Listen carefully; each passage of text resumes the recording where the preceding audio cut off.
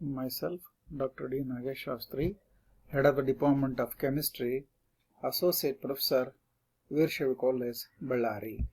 So I am going to teach the topic on paints and pigments. Paints and pigments. So what are paints and pigments? We will discuss in detail in the BSc Final Year 6.1.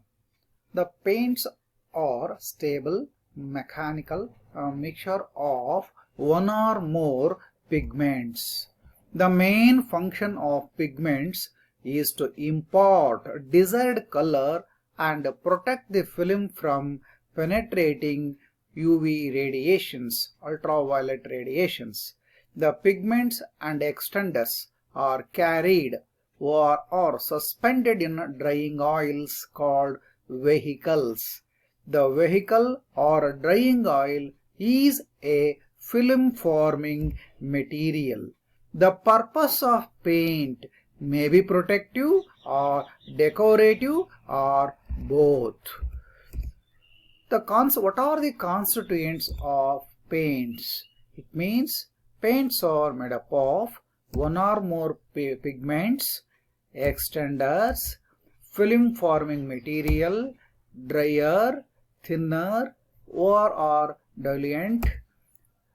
Next, anti-skinning agent, plasterizer, binder. These are the constituents of paints. Then pigments. Pigments are various inorganic or organic insoluble substances which are widely used in the surface coating. The most important properties of pigments are capacity, opacity, good covering power, good maximum ability with oil, chemical inertness, non-toxicity or low toxicity, high hiding power, high tinting strength.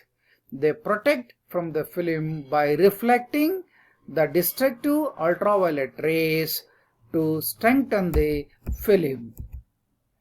Various pigments for used making the paints are the white pigments. The white pigments consist of either white lead, zinc oxide, lithophone and titanium oxide. The blue pigments, ultramarine blue, cobalt blue and iron blue. Red pigments, in this the red lead or synthetic iron oxide may be used for the preparation of these paints. The green pigments, chrome green, chromium oxide, ginget green, Raymond's green and chromium oxides are used. The black pigments, the natural black oxide, that is iron oxide, precipitated black iron oxide and carbon block may be used for the preparation of these pigments. For yellow pigments, chrome yellow is used. Toners, insoluble organic dyes, para red, Hansa yellow 10 mg and toluidine toners and the metallic powders are used. Next, extenders were also called them as fillers. The extenders are added to the paint to supplement the pigment in increasing the covering or weathering power of film. It means it is able to cover the maximum portion and also it protects from the weatherings. Extenders are improved consistency, leveling and setting of the paint. The cost of the paint can be decreased by adding extenders. The various extenders used are talc, china clay, gypsum, silica, barite, glass flakes, asbestos anhydrides, etc. are used as extenders. The vehicle or film forming material. These material act as a carriers for pigments and as formers for protective films. Therefore, drying oils like linseed oil, soybean oil, tung oil, castor oil, etc. are used for the vehicles or drying oils. These oils form protective film through oxidation and polymerization of the unsaturated constituents of the drying oil. Next, dryers. These substances accelerate the drying of the film through either oxidation and polymerization. The unsaturated drying oils polymerized by reaction mechanism which involves the peroxide intermediate. The dryer acts as a catalyst and promotes the oxidation polymerization process. The dryer materials are cobalt, manganese, lead, zinc, resinolate, linolate and naphthalates, etc. They dissolve in the hot oil and the drying time has been reduced. They are usually mixed with the hot linseed oil. Next, thinners are diluents. These material dissolve the film forming substances into thin concentrated paints for better handling. It is also used to suspended pigments. Paints with thinners can be applied more easily on the surface by brushing, spraying or dipping. Thinners include aliphatic or aromatic naphtha fractions containing the turpentine lacquers. The next will be the anti-skinning agent. These material prevent gelling and skinning of the finished product before application of the paint by brushing. The polyhydroxyphenols are used to employed as anti-skinning agent. Plasticizers. These material reduce cracking in paints. Plasticizers provide elasticity to the film and prevent the cracking of the paint. Plasticizers are low melting solids or liquids of low volatility and are mostly esters. Triphenyl phosphate, dibutyl phosphate and castor oil are used as plasticizers. Binders. Next, binders act to fix the paint on the coated surface and protect tough, tenacious and glassy films on the surface of the being painted. Binders may be oxidizing, alkyl resins and celluloid resins, plasticizers, acrylonitrile copolymers, butadiene copolymers, etc. Then classification of paints. How the paints are classified on the basis of exterior house paintings. These paints are generally contains pigments, zinc oxide, titanium oxide, white lead, etc. and vehicles are boiled in the linseed oil, thinner mineral spirits, naphtha, etc. Colored pigments are also added in varying amounts. Next, interior wall paints. These paints contain pigments, white lead, colored pigments, vehicles or varnish or boiled linseed oil and phenol formaldehyde resins. Then fire resisting paints. These paints contain borax, zinc borate, aluminum phosphate, synthetic resin, etc. They are used as the fire resisting chemicals. Next will be the chemical resisting paints. These paints mainly contain baked ores, resins, varnishes, chlorinated rubber, compositions of varnishes and phenolic dispersions as chemical resistant paints. The luminous paints. These paints contain phosphorescent pigments such as sulfides of calcium, cadmium, zinc dispersed in spirit varnish vehicles such as chlorinated rubber, etc. Sensitizers for activation of UV resin. Emulsion paints. These paints contain an emulsion of alkyd, phenyl, formaldehyde, etc. These paints are highly durable, impressible to dirt, resistant to washing, rapidly drying, contain water as a thinner and can be easily dried. Lastly, marine paints. These paints are also called as anti-fouling paints, prepared by mixing the pigments of zinc oxide, resin of dryers, manganese linolite.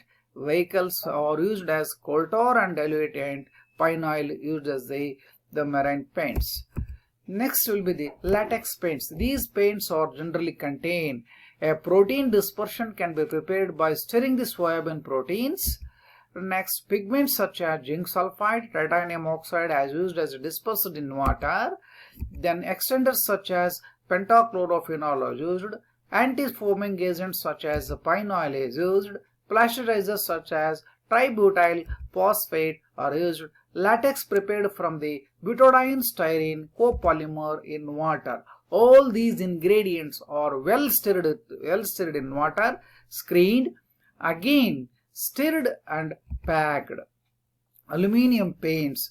These paints are hot reflecting paints and consisting of pigments and vehicles and cellulose nitrate as lacquers. The metal paints.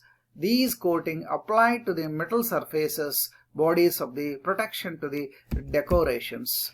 Then cement paints. These paints are prepared by mixing the white cement with coloring matter or pigments, hydrated lime and fine sand with inert fillers. The cement spheres are available in the form of powder for a particular color. Dispersion medium may be the water or oil depending upon the purpose of coating. So in case stone or a brick structure, dispersion medium is water, but boiled in linseed oil is used as a dispersing medium to aggregate the metal surface. Cement paste or have marked with the waterproofing capacity. So it gives a decorative film and do not require the fresh application. Even 4 or 5 years it coated even rough surfaces. Next, manufacture of paint. Raw materials used for weighing, assembling, mixing of the pigments. So these are carried out in the top floor of the 4-spade structure. The mixed pigments or vehicles is done in the mixer called a dough kneader with a sigma blades, and these materials are fed into the particular equipments. We are going to get and fine it, ground it a fine flour. We are going to get the powder. This is labeled and packed. Then setting of paint. When the paint is applied on the surface of the metal, wood or oil present in a paint forms the protective film or drying oil. The film formed by air oxidation and polymerization of unsaturated constituents of the drying oil. So these are the points which are required for the setting of paints. The cracking aspects is resolved by adding some oils or plasticizers in continuous hard film forming by the combination of pigments and particulates. Then requirement of good paints.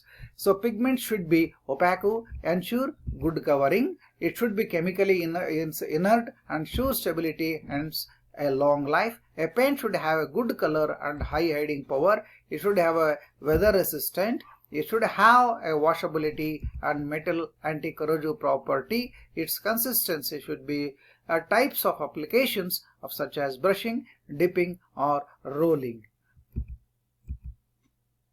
The individual properties are met by proper choice of the pigments. So the PVC will be given by, it means pigment volume concentration given by this equation. Volume of pigment is added in a paint, volume of pigment plus volume of non-volatile fraction of the paint. The paint with PVC range is given in this table. So importance of PVC, the gloss decreases or as the PVC increases. This is due to the fact that volume of the pigment increases, relative non-volatile gloss decreases until the finishing of the paint occurs. So this is regarding about the PVC. The extenders are added to PVC, increase the gloss decreases.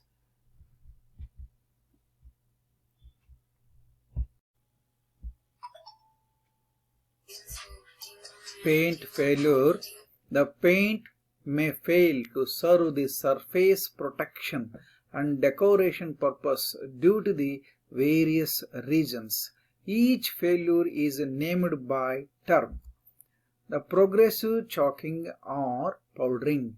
The powdering of the paint film is called chalking and is caused by the destructive oxidation of the oil after drying the paint on the surface. If chalking is very rapid, the term erosion is used. Flaking, poor attachment of the paint film on the surface to be coated is called flaking or peeling and caused by the presence of dirt or grease on the surface or water entering form below the paint. The algaroring, the center portion of the painted surface remains attached to the surface. The portion around the center peels off. Checking, the fine surface cracking is called checking and is due to the absence of plasticizers in the paint. Blistering, appearance of blisters on the coated applied to wood is called blistering. Blooming, appearance of dull patches on the surface is called blooming. Discolorization of the film takes place. Ceasing, refusal of some surface to be painted.